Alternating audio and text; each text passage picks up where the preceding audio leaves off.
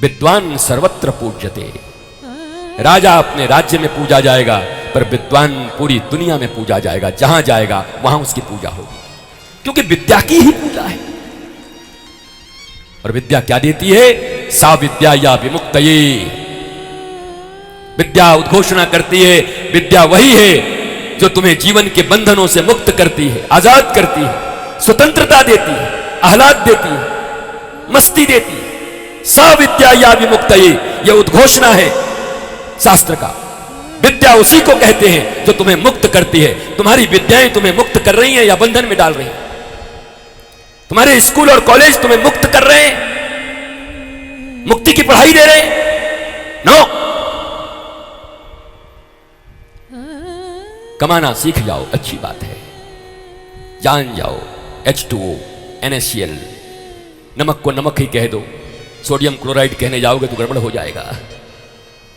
ठीक है, अच्छी बात है, लेकिन याद रखो, ये सब होने के बाद भी खोखले ही रहोगे।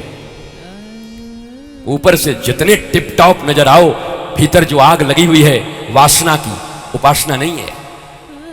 भीतर जो जलनशीलता है, भीतर जो अभाव है, भीतर जो दूसरे से छोटा होने का गम है, ये सारी चीजें तुम्हें भीतर भीतर जलाकर मार डालेंगी।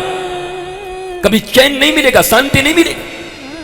उस परम शांति, परम आनंद तो उस ज्ञान के द्वारा ही उपलब्ध हो सकता है। इसलिए भगवान ने पूतना को नहीं देखा। और आज सक्तासुर का वध होने वाला है, दूध घी से भरा हुआ है, उत्सव हुआ, मैया घबरा गई, जो आवे वही लाला को पकड़ ले। कोई टांग उठा के देखे, कोई आंख उठा के देखे, कोई मुंह में उंगली डाल के देखे, दांत निकला कि नहीं निकला। बताओ, ब्रह्म के साथ भी ये हालत है। गोपियों के बीच में ठाकुरों कह रहे हैं, भगवान कहाँ आ गए? कोई गोपी आवे, टांग उठा, लाला ठीक है, विकलांग तो नहीं? बताओ, ब्रह्म को विकलांग करे महाराज? कोई मुंह में उंगली डाले, दांत निकला कि नहीं? 6 दिन में कौन से दांत निकल जाएंगे? तो गोपी आनंद ले रही है। मैया ने क्या किया? जाकर के उस सकट में बांध दिया लाला को, उनके पालने को सकट में बांध दिया। ऊपर दूध घी दही भरा हुआ था, नीचे गोपाल को डाल दिया। बताओ, रस ऊपर हो गया, रसेश्वर नीचे हो गया। तुम्हारी जिंदगी में भी यही भूल है। सक्तासुर का वध हो गया, बैलगाड़ी तोड़ दिए, हो गई कहानी।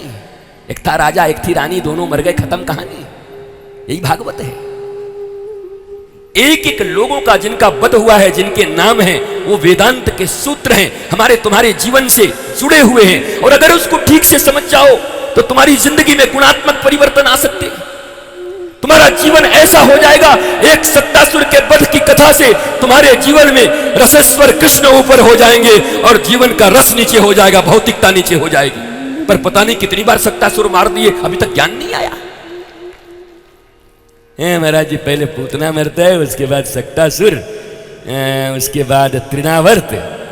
अच्छा, वो बत्सासुर भी कोई था ना, बकासुर, अघासुर, सब सुर तो थे, एक असुर तुम अभी बचे हुए हो, तुम्हारा भी बद बाकी। जो अज्ञानी है वो असुर ही है। भारतवर्ष में जन्म लेने के बाद में तुम अज्ञानी हो? भारतवर्ष की इस पवित्र भूमि पर, पवित्र मिट्टी पर आने के बाद, गंगा और यमुना में स्नान करने के बाद भी, संत और महापुरुषों के इतने आशीर्वाद और छाया होने के बाद भी, इतने प्रज्ञावान पुरुषों के होने के बाद भी तुम अज्ञानी हो। भारतवर्ष में जन्म लेने के बाद भी तुम्हारी यह दुर्गति है। हिंदुस्तान में आने के बाद भी, आर्यावर्त ब्रह्मावर्त में आने के बाद भी तुम्हारी दुर्गति है।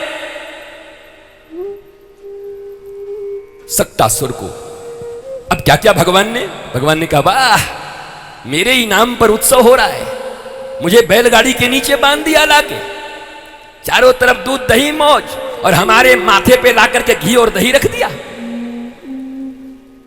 मेरा नाम कृष्ण है, रसौ वैशः।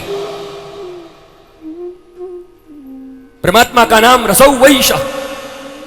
बताओ, रस को पैदा करने वाला मैं हूं, रस को मेरे माथे पे रख दिया, मुझे रस से नीचे डाल दिया। रस का उत्पत्ति करने वाला मैं हूं, रसेश्वर मैं हूं। रसेश्वर नीचे और रस ऊपर। हमारे तुम्हारे जीवन में तो यही है ना, जगत ऊपर जगदीश नीचे। हाँ, प्यार नीचे व्यवहार ऊपर। क्या कर रहे हो जिंदगी में? कर क्या रहे हो? प्यार तो है नहीं, व्यवहार निभा रहे हो।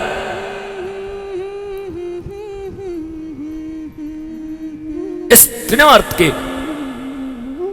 सकट सत्तासुर के उद्धार से भगवान ने मानो ये ज्ञान दिया हम लोगों को। भगवान की बाल लीला भी दुनिया के बड़े से बड़े विद्वान के चूल हिलाने के लिए काफी है।